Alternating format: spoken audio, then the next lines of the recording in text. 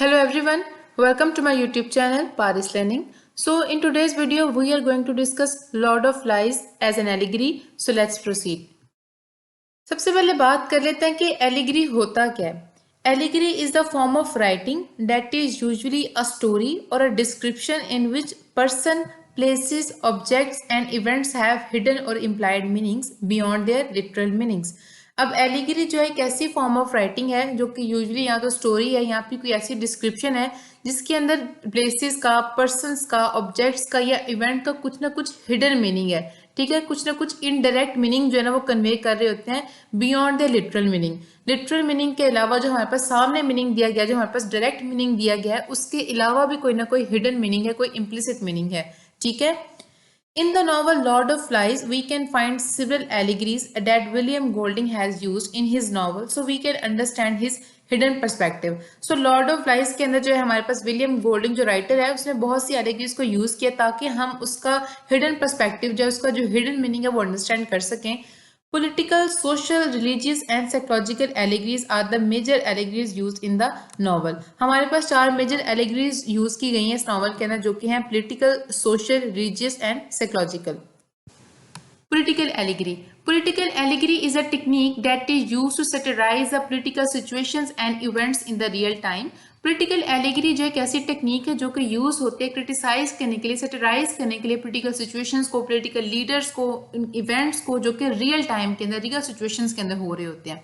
So in the novel Lord of Flies, we can find the political allegory in the case of Ralph and Jack. We need to look at the state of world at the end of World War II. The world was divided into two camps, at the Free World and the Soviet Union, much like the camps of Ralph and Jack.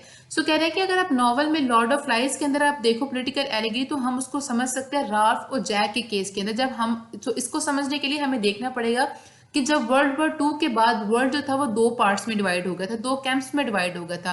एक था free world जो कि था USA और दूसरा था Soviet union जो कि था यूएसएसआर. और कहते हैं ये जो 2 पार्ट्स में डिवाइड हुए जो कि 2 कैंप्स हमारे पास बने थे वो सेम लाइक है राल्फ और जैक के की तरह. जिस तरह से राल्फ का ग्रुप है वो फ्री वर्ल्ड को रिप्रेजेंट कर रहा है और जैक जो है वो हमारे पास सोवियत यूनियन को रिप्रेजेंट कर रहा है. ठीक है. So Lord of Flies shows the world at the brink of atomic destruction. So ये नॉवल जो है हाँ हमें ये भी दिखा रहा है कि वर्ल्ड जो है हमारे पास एटॉमिक डिस्ट्रक्शन की वजह से तबाही के दहाने पर है और the novel actually serves as a warning to the leaders of world. ठीक है. So there is also a conflict between dictatorship and democracy. So हमारे पास इसके अलावा एक ही conflict दिखाई दे रही है political allegory, वो है dictatorship और democracy की सूरत के अंदर. अब जो राल्फ का ग्रुप है, जो राल्फ है वो हमें डेमोक्रेट दिखाई दे रहा है बिकॉज राल्फ जो है वो खुद जो है वो सिलेक्ट हुआ था थ्रू वोटिंग. उसने बॉयज से वोटिंग करवाई और फिर बॉयज ने उसको सिलेक्ट किया, तो वो एक डेमोक्रेटिक इन्वायरमेंट जो वो क्रिएट करना चाह रहा था. He wants to create unity among boys. वो जो वहाँ पे जितने भी बॉयज थे उनके दरमियान यूनिटी क्रिएट करना चाह रहा था. The conch of Ralph represents law and order. अब जो राल्फ का जो कॉन्च है वो रिप्रेजेंट कर रहा है लॉ को एंड ऑर्डर को, और जो पिगी का रोल है वो प्ले कर रहा है प्राइम मिनिस्टर का जो कि राल्फ को एडवाइस कर रहा है. अब जो कॉन्च का आइडिया था वो भी पिगी ने ही राल्फ को दिया था. ठीक है. Jack and his group represent military of organization that maintain control but they also get out of control for their own concerns. अब जैक और उसका जो ग्रुप है वो रिप्रेजेंट कर रहे हैं मिलिट्री को. ठीक है. उन ऑर्गेनाइजेशंस को जो कंट्रोल को मेंटेन करते हैं बट जब अपनी कंसर्न्स के लिए, अपने बेनिफिट्स के लिए वो आउट ऑफ कंट्रोल भी जा सकते हैं. ठीक है. ये डिक्टेटरशिप को शो कर रहे हैं. It can be reference to the Hitler Nazis party. ये जो है हमारे पास जो हिटलर की जो नाजी पार्टी है उसका भी रेफरेंस हो सकता है. ठीक है. It also, in addition, it also represents the post-war area when people suffered from the fear of atomic destruction.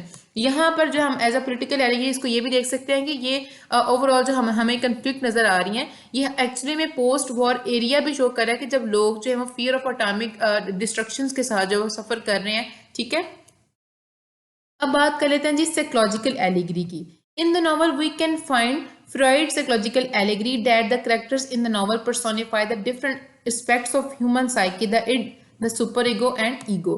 अब यह है कि इस नॉवल के अंदर हम जो फ्रॉइड की जो साइकोलॉजिकल उसने हमें डिफरेंट एस्पेक्ट्स दिए हैं ह्यूमन साइकी के, उसके ऊपर जो एलिगरी को हम अंडरस्टैंड करते हैं. ठीक है. इस वजह से हम कहते हैं कि हम जो है इस नॉवल के अंदर फाइंड करते हैं फ्रॉइडियन साइकोलॉजिकल एलिगरी. ठीक है. जो कि हम डिफरेंट कैरेक्टर्स की साइकी जो है ना उसको आइडेंटिफाई करते हैं. अगर हम जैक का कैरेक्टर देखें वो रिप्रेजेंट कर रहा है ह्यूमन साइकी को, इड को, ठीक है, because his unconscious mind always works to satisfy his own instinct.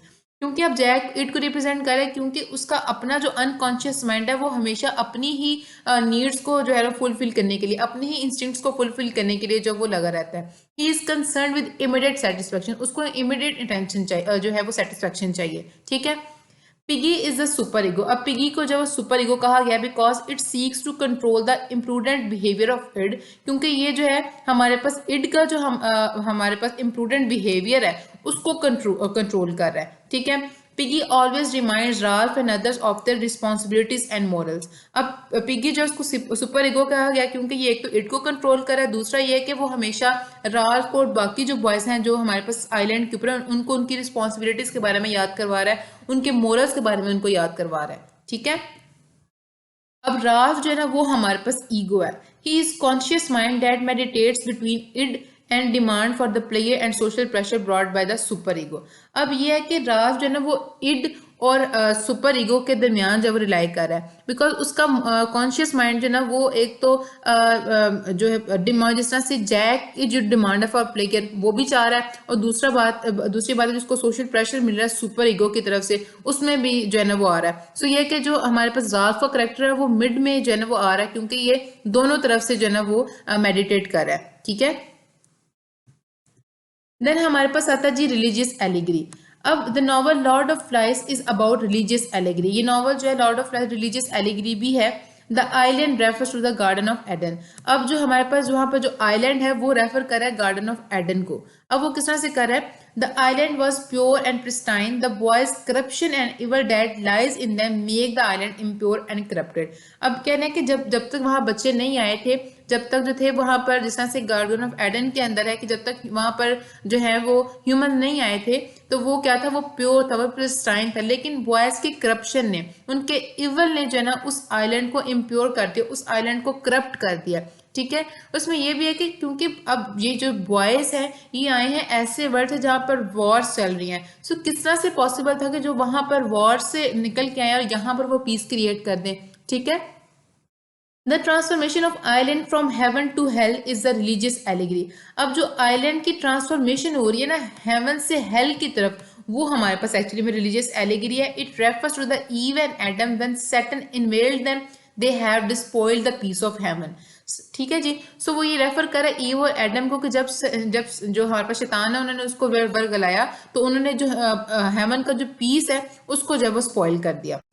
So the character of Simon is the biblical reference to the Jesus Christ. अब जो करेक्टर ऑफ साइमन है वो हमारे पास एक बिब्लिकल रेफरेंस है जीसस क्राइस्ट के साथ, क्योंकि वो काइंड था, इनोसेंट था, ऑनेस्ट था एंड प्योर सोल थी, and he is the only one who finds that evil is not in the place but inside them. अब साइमन ही वो सिंगल करेक्टर था जिसने ये जान लिया था कि इवल जो है यहाँ पर नहीं है बल्कि इवल हमारे अंदर जो है ना वो है, ठीक है। So when he knew the fact of beast, he wanted to tell everyone but was killed by Severgian groups. अब ये था कि जब उसको बीस्ट के फैक्ट के बारे में पता लगा, बीस्ट की रियलिटी के बारे में पता लगा, तो वो सबको बताना चाहता था, लेकिन उसको जैक के ग्रुप ने जो है वो कत्ल कर दिया था, ठीक है। His death represents the end of goodness and it shows his sacrifice for the other boys. अब यह है कि उसकी जो डेथ है वो एंड ऑफ गुडनेस को रिप्रेजेंट करी है कि अब उसके मरने के बाद जो यहाँ पर गुडनेस है वो खत्म हो जाएगी, और ऐसा ही हुआ। And it shows his sacrifice, तो इसकी सेक्रीफाइस को भी शो करा फॉर द अदर बॉयज कि उसने अपनी दूसरों को बताने के लिए जो ना खुद को सेक्रीफाइस कर लिया, ठीक है। Also the image of beast represents the presence of Saturn on island. कहते हैं और जो इमेज ऑफ बीस्ट जो दिखाई गई है, उसका जो सर दिखाया गया है, ठीक है, वो रिप्रेजेंट करे प्रेजेंस ऑफ सैटर्न, शैतान की प्रेजेंस जो है वो आइलैंड के ऊपर है। That has distracted the boys from goodness and made them savages। कहते हैं जिसकी वजह से जो है ना बॉयज जो डिस्ट्रैक्ट हो गए गुडनेस के साथ और क्या हो गया, सेवेज बन गए। देन जी सोशल एलिगरी को डिस्कस करते हैं।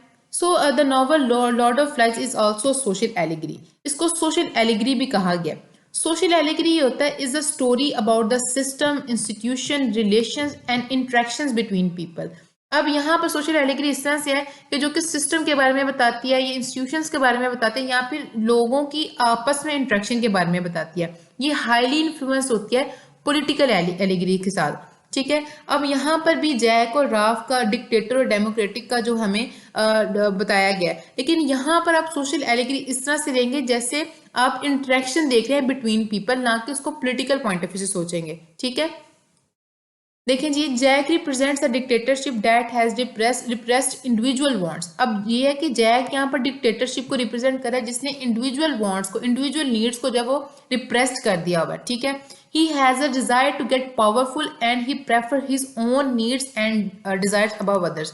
और ये क्या कर रहा है कि वो अपनी वो उसमें डिजायर है कि वो पावरफुल हो और अपने आप को प्रेफर कर रहा है, अपनी नीड्स को प्रेफर कर रहा है, अपनी डिजायर्स को प्रेफर कर रहा है अबव अदर्स। ठीक है, राज जो है वो हमारे पर रिप्रेजेंट कर रहा है फेयर और डेमोक्रेटिक गवर्नमेंट को। ठीक है, he tries to achieve unity between the boys on the island and tries to maintain the balance between the boys.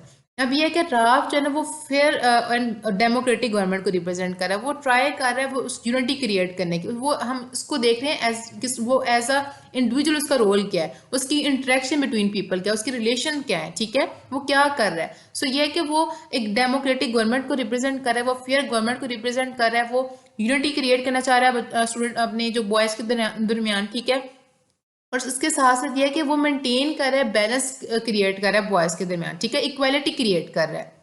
Piggy represents the technology and intellect. अब अगर आप पिगी का करेक्टर जो है वो इंटरेक्शन के तौर पर देखें, उसको उसके करेक्टर को देखें तो वो इंटेलेक्ट को शो कर रहा है, वो टेक्नोलॉजी को शो कर रहा है। ठीक है, उसके आइडियाज जो हैं थ्रू आउट द स्टोरी, उसकी बातें जो हैं थ्रू आउट द स्टोरी वो इंटेलेक्ट को शो कर रही हैं। ठीक है, साइमन रिप्रेजेंट्स सोशलिज्म और humanism that is concern for the benefits of all and working honestly. अब जो साइमन का करेक्टर है ना वो शो कर रहा है ह्यूमनिज्म को, वो सोशलिज्म को शो कर रहा है जो कि कंसर्न है for the benefits of all, वो सबके बेनिफिट्स के साथ कंसर्न है और अपना जो काम है वो बिल्कुल ऑनेस्ट होके कर रहा है। ठीक है, सो लॉर्ड ऑफ फ्लाइज जो हम कह सकते हैं कि ये एलोगोरिक नॉवल है और ये है कि इस टेक्निक को यूज़ करके, एलिगरी की टेक्निक को यूज़ करके William Golding had delivered a major message of humanity and human evil nature in a hidden way so we can understand his intentions behind it. So ये है कि हमारे पास William Golding ने इस technique को use किया और हमें जो एक मेजर मैसेज दिया है